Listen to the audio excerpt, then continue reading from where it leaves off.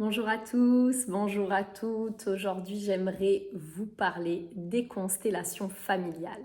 Parce que du coup, voilà, je pratique les constellations familiales depuis quelques mois. Je viens de terminer cette formation bien intensive de formation d'animateur en constellation familiale. Et du coup, aujourd'hui, j'aimerais vous en dire un petit peu plus parce que c'est vrai que c'est peut-être quelque chose que l'on entend de plus en plus. Certains connaissent vraiment cette approche et notamment grâce à la série Le Chemin de l'Olivier qui a été passée sur Netflix. Il y a 2 saisons à cette série et cette série, je la trouve vraiment très, très, très représentative et très bien réalisée. Et voilà, donc je remercie d'ailleurs pour la qualité de cette série. Et en attendant, voilà, il y en a peut-être certains qui ont entendu mais qui n'ont jamais vraiment compris ce que c'était. Et peut-être même en ayant vu cette série, il y a encore beaucoup de zones d'ombre, beaucoup de zones de questionnement, beaucoup aussi de zones de se demander mais comment c'est possible. Enfin, il y a quand même vraiment un côté très intriguant à cette méthode. Et donc aujourd'hui, j'aimerais vous expliquer un petit peu plus ce qu'il en est.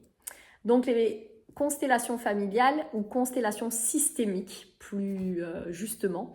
Donc les constellations systémiques, c'est une approche qui est une approche spirituelle. Une approche spirituelle, ça veut dire quoi? Ça veut dire tout simplement que c'est une approche qui va être au service de l'âme de la personne et au service de quelque chose de plus grand que nous. C'est vraiment quelque chose qui nous dépasse.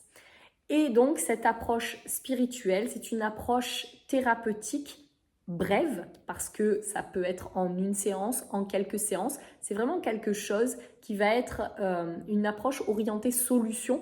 Ça veut dire que le but est d'aller chercher vraiment, au travers de cette approche, des clés qui vont nous permettre très rapidement de commencer à regarder les choses autrement et de commencer à changer notre perception de ce que l'on peut vivre dans notre vie et au sein notamment de notre famille ou de notre système à nous personnel, de nos différentes facettes, etc. Donc, comment ça va se passer et à qui ça s'adresse en fait? C'est souvent dans la vie, on va se retrouver face à des moments de la vie où on vit quelque chose et peut-être qu'on a déjà commencé un travail depuis longtemps et que on a beau travailler sur nous, aller chercher des clés, des réponses, voir des thérapeutes et en fait on se retrouve face à une impasse, face à un moment où on se dit mais c'est pas possible, j'ai beau faire tout ce que je veux, ce problème là, il est toujours là.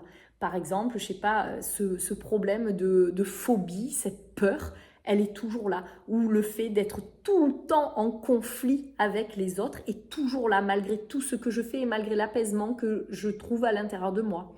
Ou peut-être encore, malgré tout le travail que je fais, je ne comprends pas, je n'arrive toujours pas à prendre de décision.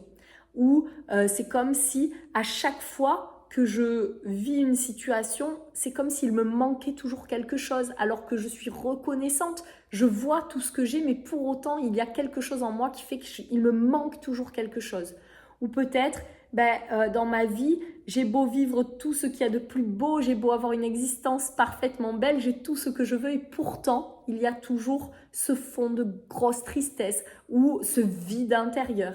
Voilà, ça peut être plein de choses. Ça peut être aussi, c'est plus fort que moi, j'ai beau faire tout ce que je veux, je ne peux pas m'empêcher d'avoir des addictions. Peu importe, c'est quelque chose qui, à un instant T, vient nous handicaper profondément et que malgré ce que l'on a pu déjà faire, mettre en place, c'est quelque chose qu'on sent qui nous résiste et peut-être même qui nous dépasse.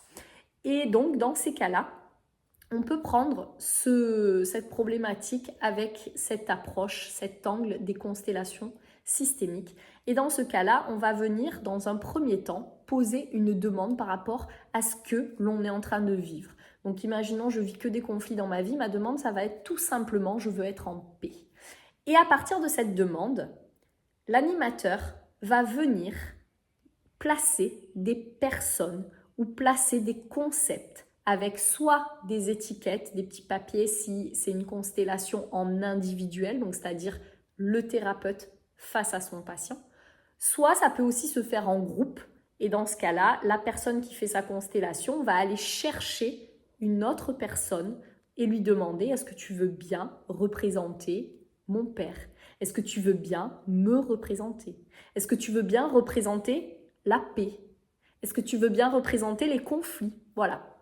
En fonction de la thématique, c'est l'animateur qui va proposer à la personne d'aller chercher une personne pour représenter telle chose ou telle chose. Dans ce premier temps, une fois que la demande a été posée et une fois que l'on va poser les différents concepts ou les différentes personnes, le but de cette étape, c'est de faire comme une exploration, de venir reconstruire le système. C'est comme si à ce moment-là, l'animateur était un détective, c'est-à-dire qu'il va aller chercher les endroits, les personnes, il va aller prendre les indices, les sensations, les ressentis dans son corps notamment ou dans le corps des personnes qui jouent les rôles pour commencer à comprendre qu'est-ce qu'il est en train de se passer dans ce système, comment les différentes personnes sont organisées les unes par rapport aux autres, qu'est-ce qu'elles ressentent lorsqu'elles sont dans ce système, est-ce qu'elles trouvent leur place, où elles se mettent, comment elles se placent, etc. Et par rapport à ça, on va remonter dans l'histoire de la personne, si on fait une constellation familiale, ou dans le système même de la personne elle-même, c'est-à-dire de elle avec elle-même. Donc par exemple, je vais placer ses émotions, je vais placer son énergie, je vais placer son mental, je vais placer son ego, et du coup on va regarder ce qui se passe dans ce système-là. Et en fonction de ce qui émerge, des ressentis qui vont passer à travers le corps de l'animateur s'il fait une constellation individuelle, ou à travers le corps des personnes qui représentent les différents personnages, en fonction de tout ce qui est là, présent à un instant T, l'animateur va reconstituer l'histoire, reconstituer ce qui a pu se passer, ce qui est en train de se jouer, et ensuite identifier l'endroit où il y a quelque chose qui n'est pas au bon endroit, qui n'est pas dans le bon ordre. Par exemple, j'ai oublié de vous dire que, en fait, quand on prend les constellations familiales systémiques, on considère que une famille, c'est un système. Et que chaque personne qui a décidé, dont l'âme a décidé à un moment donné de venir dans cette famille, doit être reconnue et vue à sa juste place. C'est-à-dire que c'est très large. Ça veut dire que tous les enfants qui ont voulu venir, même s'il y a eu une IVG, une fausse couche, tous ceux qui sont venus et peut-être qu'il y a eu des morts-nés, tous ceux qui ont été de la famille dénigrés, qui n'ont pas été reconnus parce qu'ils avaient une orientation sexuelle particulière ou parce qu'ils avaient une idéologie particulière qui n'était pas acceptée dans la famille, ou peut-être une personne qui est née d'un viol ou d'un inceste. Toutes ces personnes-là, en fait, elles doivent être reconnues et vues et reconnues dans ce qu'elles ont vécu. Et tant que ce n'est pas le cas, en fait, c'est comme s'il manquait quelque chose dans ce système et que du coup, ce système est déséquilibré. Et donc, les autres membres de ce système, pour venir maintenir un équilibre, vont devoir développer des comportements, des signes, des symptômes qui vont faire qu'à un moment donné, les personnes de ce système vont vivre des choses qui ne sont pas confortables et agréables, mais tout simplement parce que c'est ce qu'elles auront réussi à mettre en place pour maintenir l'équilibre de ce système. Donc le but des constellations, c'est de venir remettre chaque personne à sa juste place, chaque partie de la personne, si c'est le système de la personne qu'on est en train de considérer, à sa juste place. Que chaque chose soit reconnue pour qu'ensuite elle soit placée à l'endroit où elle doit être. Et une fois qu'elle est placée, vue et reconnue, en fait, l'ordre est respecté et l'amour peut recommencer à circuler.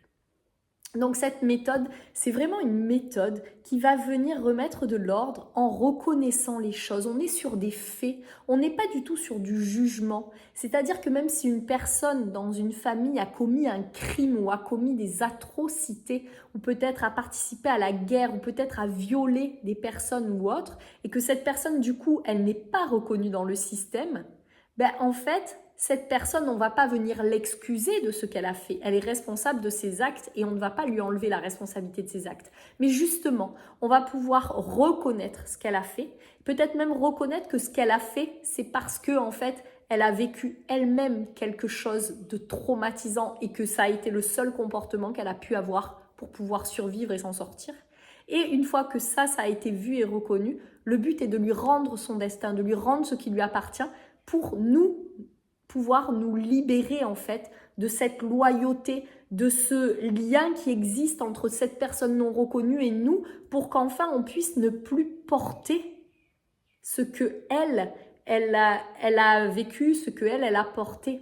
Voilà. Et donc, en libérant ce lien et en rendant à chacun ce qui lui appartient, ben, ça permet vraiment à la personne qui fait sa constellation de regagner sa propre énergie et de pouvoir aussi avoir la propre responsabilité de ce qui lui arrive dans sa vie sans porter le poids de ce qui se passait ou ce qui s'est passé pour d'autres dans sa lignée familiale notamment. Voilà, et je voudrais juste compléter aussi en disant que vu que c'est une approche spirituelle au service de l'âme, il peut y avoir aussi les moments où cette approche va venir travailler sur du karmique, c'est-à-dire sur, on y croit ou pas, hein, attention, encore une fois, moi j'y crois, mais après chacun est libre d'y croire ou pas. On peut avoir des comportements ou des choses que l'on vit et que l'on subit dans notre propre vie maintenant, qui viennent en fait du fait que l'on a eu dans des vies antérieures certaines choses qui se sont passées, certaines choses qui se sont jouées et qui du coup font qu'aujourd'hui on porte encore le poids de ces choses-là. Donc il arrive qu'en constellation familiale, ça parte soit donc sur de la systémie par rapport à soi-même, c'est-à-dire moi par rapport à mes différentes facettes et à mes différents corps, ça peut être moi par rapport à ma famille, mais ça peut être aussi moi par rapport à ma vie karmique, et ça peut être du coup aussi des constellations en entreprise. Une entreprise est aussi un système, donc pareil, chacun doit être reconnu à sa juste place.